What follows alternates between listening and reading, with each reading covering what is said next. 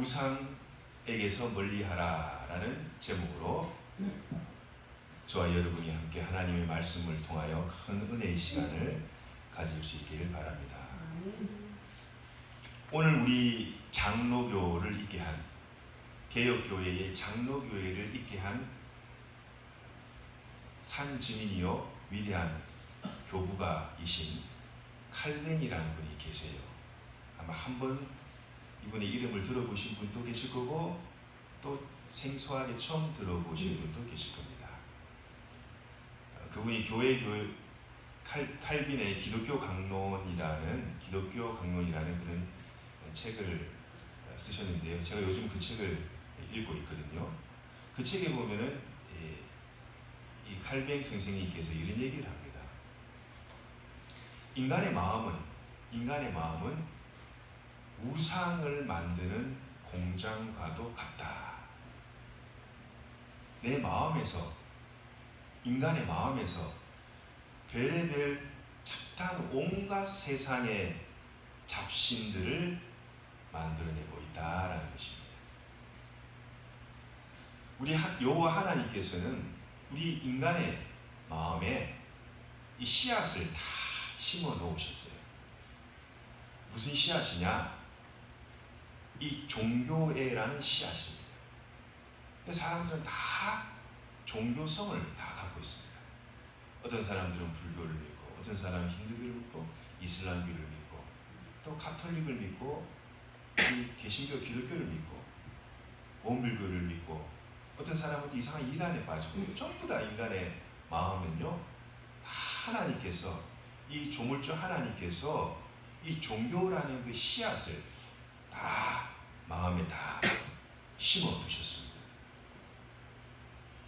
그래서 그 진리를 아는 사람은 하나님과 교제하고 또 하나님의 그 그늘 아래서, 그 은혜의 그늘 아래서 이렇게 살게 되죠. 그렇게 사람은 원래 하나님과 교제하고 하나님과 아름다운 관계를 맺으면서 하나님의 그 생명 보자기 안에서 이렇게 살도록 그렇게 지음을 받았습니다. 또 하나님께서 저와 여러분을 그 은혜 가운데 불러주셨습니다. 그러나 인간의 마음은요, 그 마음 속에 이 조물주 하나님을 마음에 두기를 싫어해요.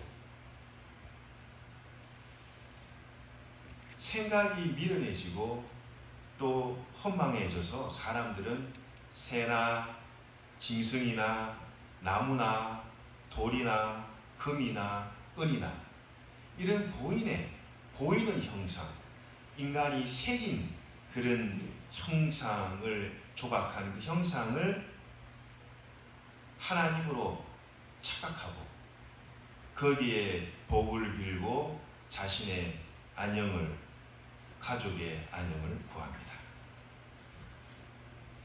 복을 줄 것 같아요. 또 자신의 재앙과 이런 화를 막아 줄 것이냐고 믿고 돌에다가 금에다가 나무에다가 해에다가 달에다가 별에다가 짐승에다가 새에다가 그렇게 빌고 빕니다. 그러나 끝에 가서는요, 몸도 잃고 건강도 잃고 재물도 잃고 사람도 다 잃어버리게 하는 것이 바로 이 우상이라는 것입니다. 그래서 주님께서는 우리에게 십계명을 주시면서 제1계명 나 외에 다른 신을 섬기지 말라. 이 계명이 뭐냐? 너를 위하여 새긴 우상을 만들지 말고 또 위에 하늘에 있는 것이나 아래 땅에 있는 것이나 땅 속 아래 물에 있는 어떠한 것도 하나님께서 형상을 만들지 말고 그것을 절하지 말고 거기를 섬기지 말라. 왜 그러냐? 하나님은 질투하시는 하나님이시다. 질투하시는 하나님이시다.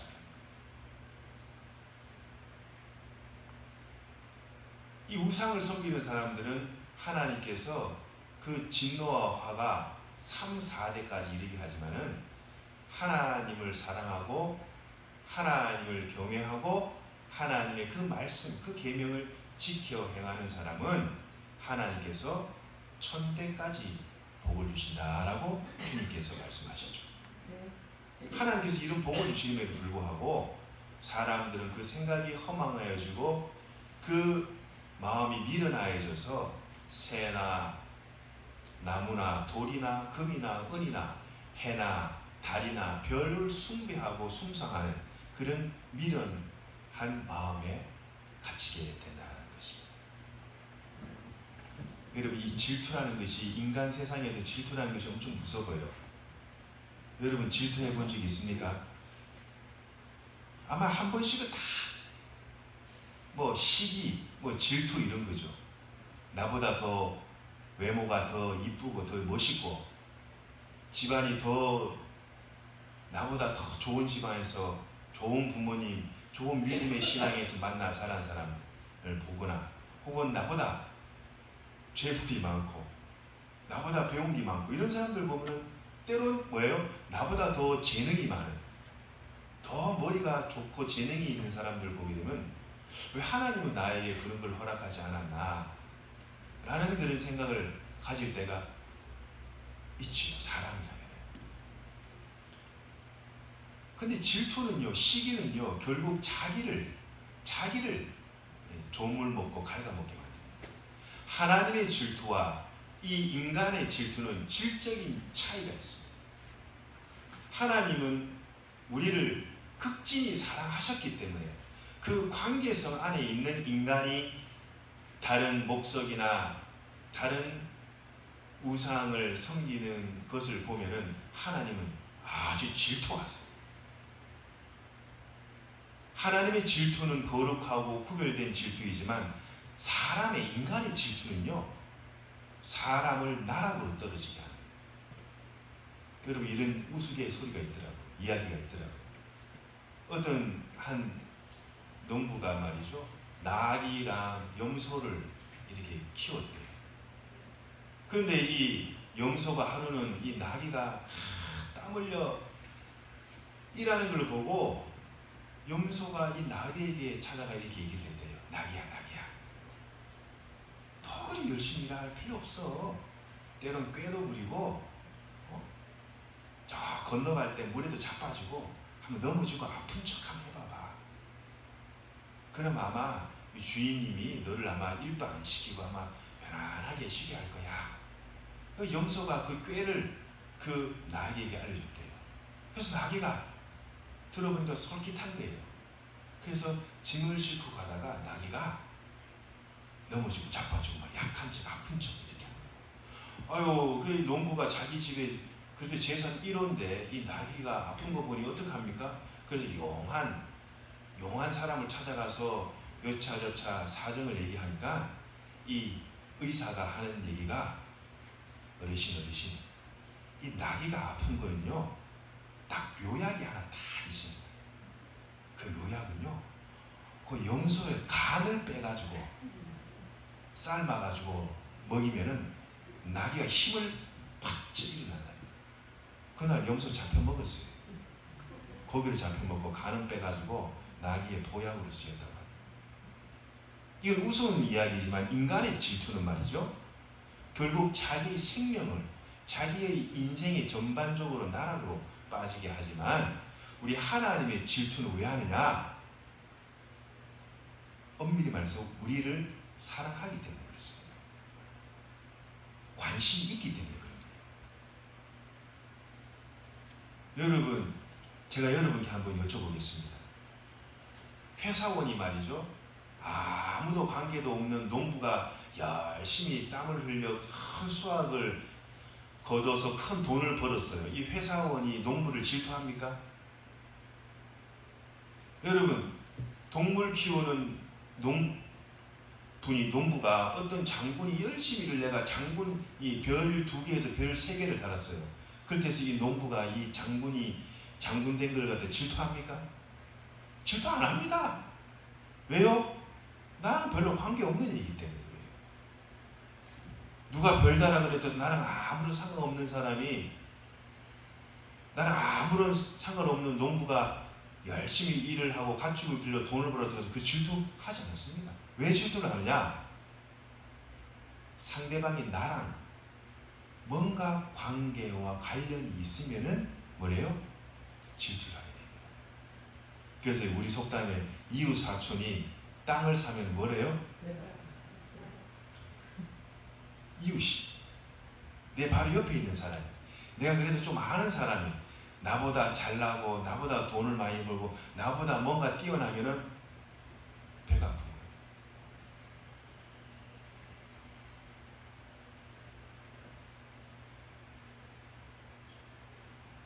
어떤 사람은요, 보이는 하나님을 보이지 않는 우상에다가 우상을 만들어 절을 하고 하는 것은 뭐냐? 우리가 보이지 않는 하나님을요, 하나님 볼 수 있습니까? 볼 수 없습니다. 보이지 않는 하나님을 보이는 형상으로 만든 것을 하나님으로 섬기는 건요, 이거 합당치가 않습니다. 그래서 우상을 만드는 사람은 뭐냐? 그 우상을 만들어 그 우상에 절하고 우상을 섬기고 살아가는 사람마다 참 하나님을 반역하는 거예요. 여러분, 군대에서 반역죄는 어디 됩니까? 사형이에요, 사형. 왕을 반역하면요, 그 왕의 말 한마디만 떨어지면 그 자리에서 그냥 목이 베어져 나가요.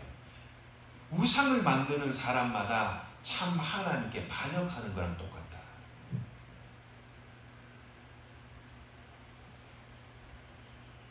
하나님은 질투하는 하나님이시지만 왜 하나님께서 질투하시느냐? 우리와 관계가 되어 있고 우리와 관련이 되어 있어요. 왜요? 자기 사랑하는 독생자 예수 그리스도를 죽여서 우리를 도로 살리셨고, 주님께서 우리를 예수 그리스도의 마지막 그 부활에 참여하게 하실 분이 바로 예수 그리스도 안에 나타난 하나님의 사랑이기 때문입니다. 하나님이 세상을 이처럼 사랑하사 독생자를 주셨으니, 독생자를 주셨단 말이에요. 왜요? 우리를 사랑하셨기 때문에 그렇습니다. 그래서 하나님은요, 나 이외에 다른 신을 숭배하고 다른 보이는 그런 가시적인 형상을 조각하고 만들어 거기에 절하고 섬기는 사람은 참 하나님을 반역하는 죄다라는 거예요. 그 죄는 하나님께서 3, 4대까지 반드시 갚겠다라고 말씀하십니다. 그래서 우상숭배는 그렇게 무서운 거예요.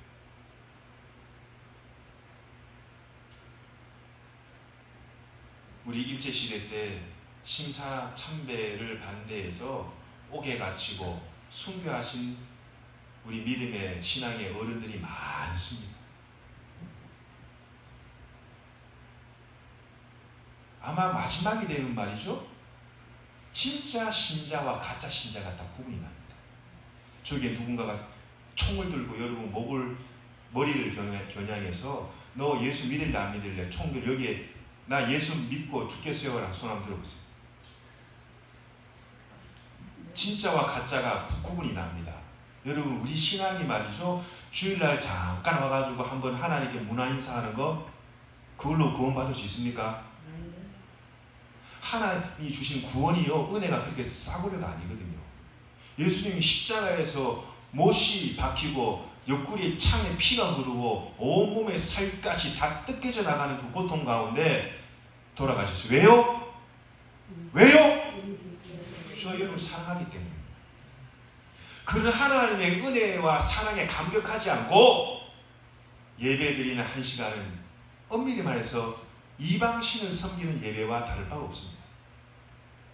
우리가 하나님을 마음과 뜻과 정성을 다하여 예배드리고 섬기는 이 자리에 나온 저와 여러분은 하나님을 경외하는 마음과 믿음으로 주님 앞에 귀한 산 제사를 드릴 수 있는 모든 분이 될 수 있기를 간절히 바랍니다.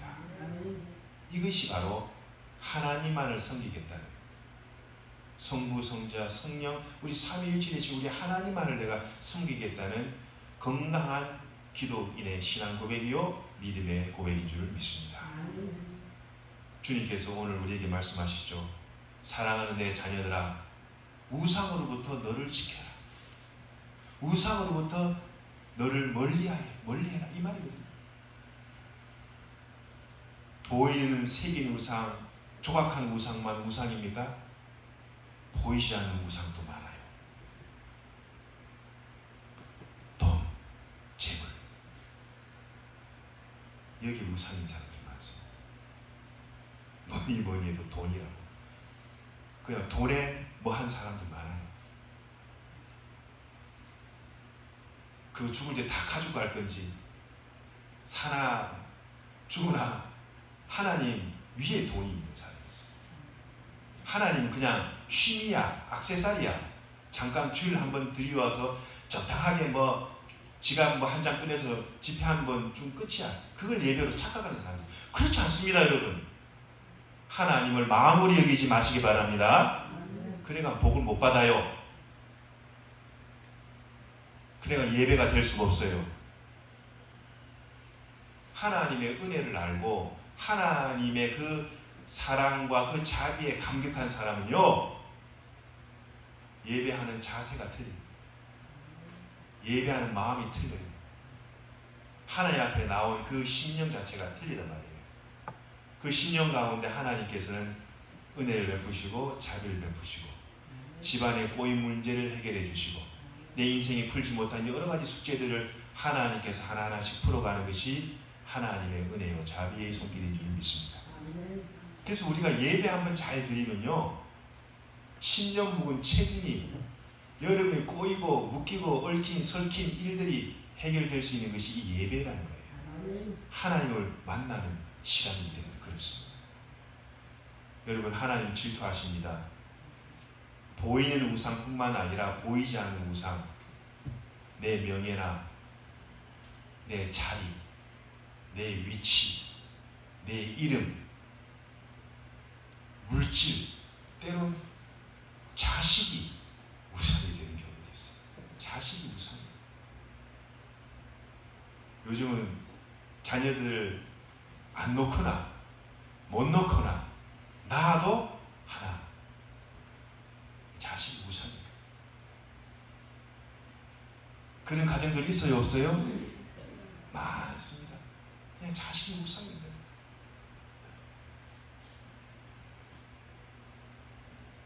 우상은요, 보이는 우상이든 보이지 않는 우상이든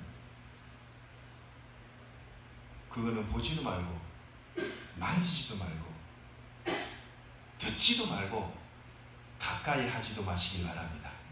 오직 우리가 가까이 하실 분은 여호와 하나님인 줄 믿습니다. 하나님께 가까이 하는 자가 복이 있다. 시편 73편의 말씀. 하나님께 가까이 하는 자가 복이 있다.